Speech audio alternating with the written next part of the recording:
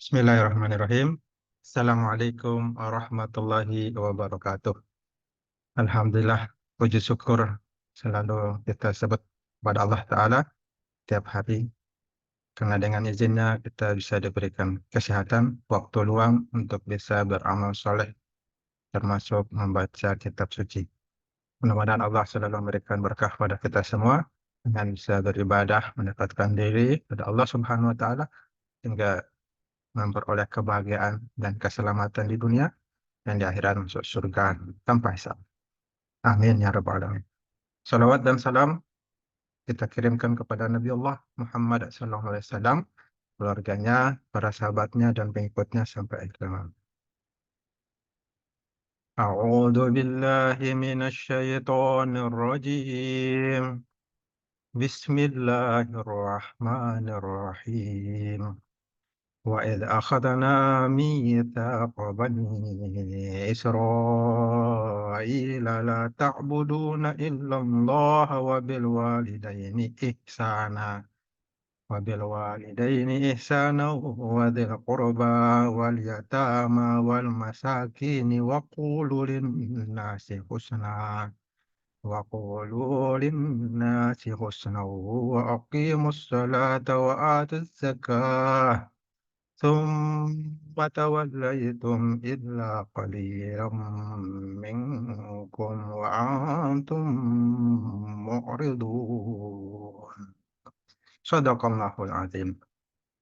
Dalam ayat ini ada beberapa hukum tajwid, di antaranya mad tabi'i dibaca dua harokat. Alif didahului fathah, ya sukun didahului kasrah, atau waw sukun didahului dhammah. Kemudian mad tabi'i ini berubah menjadi mad wajib mutasil ketika dia bertemu hamzah dalam satu kata. Contohnya Isra'ilah. Nah, dibaca 5 atau 6 harakat. Mad wajib atau mad jais munfasil dalam dua kata. Sama dibaca 4 atau 5 harakat. Bani Isra'il. Nah, kemudian dalam ayat ini juga ada contoh idgham di gunnah. Sukun atau tan bertemu salah satu dari 4 huruf, ya atau nun atau mim atau waw, disingkat yan mu. Contohnya ihsanau wadhi, ini bertemu huruf waw. Ya. Kemudian ada gunna musyaddadah, dirinya nun atau mim bertasydid, ditahan 2 atau 3 rakaat. Contohnya linnasi, linnas. Kemudian summa, summa. Jadi, dalam hal ini setiap mengucapkan huruf dhamma itu waw agak monyong. Summa, ya bu tu, lu, agak monyong mulut. Kemudian huruf mim bertemu huruf hijaiyah, ini bertemu selain huruf mim dan ba, dibaca biasa jelas. Bertemu alif, tawallaitum illa, bertemu waw, minkum wa antum. Ini ada ikhfa, ya, dibaca sama dengan minkum antum. Ayat ini diakhiri dengan mad arid li sukun. Di mana Allah Ta'ala berfirman dalam surah Al-Baqarah ayat 83. Dan ingatlah ketika kami mengambil janji dari Bani Israel. Janganlah kamu menyembah selain Allah dan berbuat baiklah pada kedua orang tua, pada kerabat, anak-anak yatim, dan orang-orang miskin. Dan bertutur katalah yang baik kepada manusia. Laksanakan sholat dan tunaikan zakat. Tetapi kemudian kamu berpaling mengingkari kecuali sebagian kecil dari kamu, dan kamu masih menjadi pembangkang. Ayat ini menghendaki kepada kita, Allah SWT menghendaki agar menepati janji.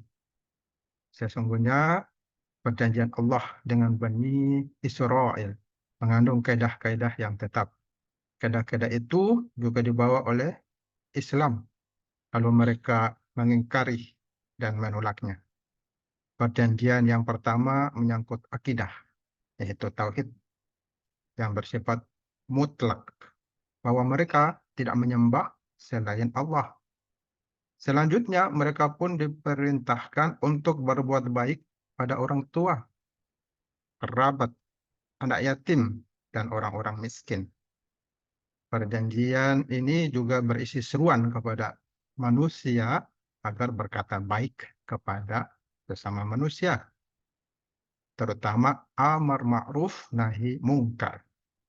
Demikian juga dengan kewajiban sholat dan zakat. Semua ini merupakan kaidah-kaidah Islam. Melalui ayat ini, Allah SWT mengingatkan Bani Israel terhadap apa yang telah Dia perintahkan pada mereka dan mengambil janji olehnya atas hal-hal tersebut dari mereka. Akan tetapi mereka berpaling dari semua itu dan menentang secara sengaja dan direncanakan. Sedang mereka mengira dan mereka itu mengetahui dan mengingat hal itu. Hak yang paling utama bagi Allah Subhanahu wa taala yaitu adalah agar kita menyembah dan tidak menyekutukannya dengan suatu apapun. Karena untuk itulah Allah menciptakan kita. Kemudian berikutnya adalah hak terhadap makhluk dan yang paling dikuatkan itu dan harus ditunaikan adalah hak kewajiban kita kepada orang tua. Kemudian berikutnya, hak anak-anak kecil yang tidak punya orang tua yang menanggung hidup mereka. Hak orang-orang miskin yang tidak menjumpai apa yang mereka belanjakan.